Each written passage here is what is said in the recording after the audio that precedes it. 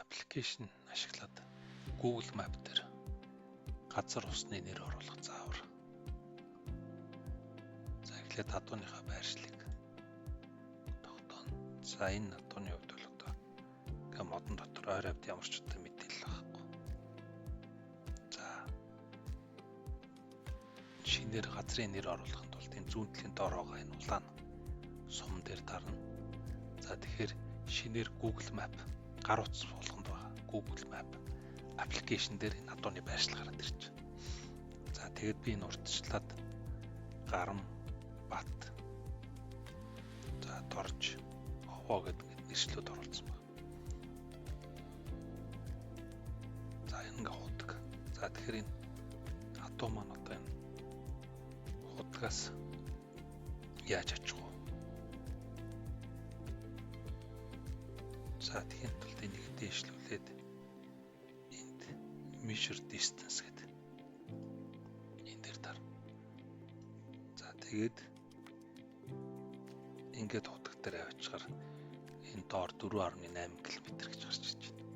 Тэгэхээр энэ дэлгэцний маань дээд хэсэг танд хойд зүгийг заана.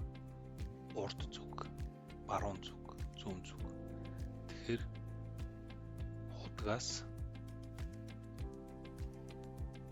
баруун урагшаа 4.8 км яваад хадуун дээр очив.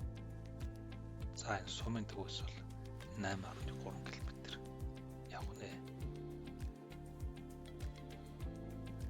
За энэ нуураас бол 4.6 км гэх мэтлэн ингэ мэдчихэж байна. За энэ Баттынхаас бол хоошоогоо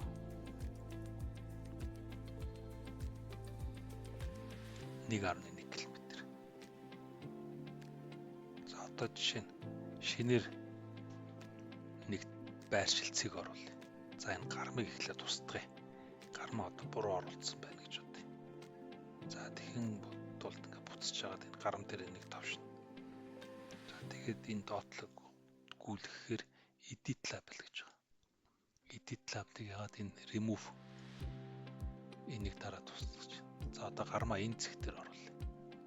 Энэ дээр удаан дарахаар ингээд улаан байршил гараад ирнэ. За энэ дээр ингээд зүүн явуулаад add label. За энэ дээр гарам гэж. За энэ гарам маань одоо ингээд энэ дээр засагтаад ороод ирж байна. Гэх мэтчлэн ингээд шинээр байршил цэгүүдийг оруулаад байна шүү. За одоо энд зам гэдэг оруулаа. Энэ дээр удаан дарлаа. Add label сонголоо. Зам зөвлөө гэд шинээр гэдэг дэвшил ороод ирж байна.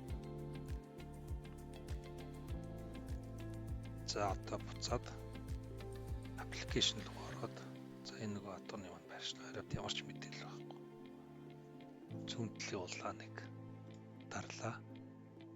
Хадууны байршлын дээр хоошоо ухраалаа. Нөгөө нэг оруулсан байршил цэгүүд ингээд гараад ирнэ.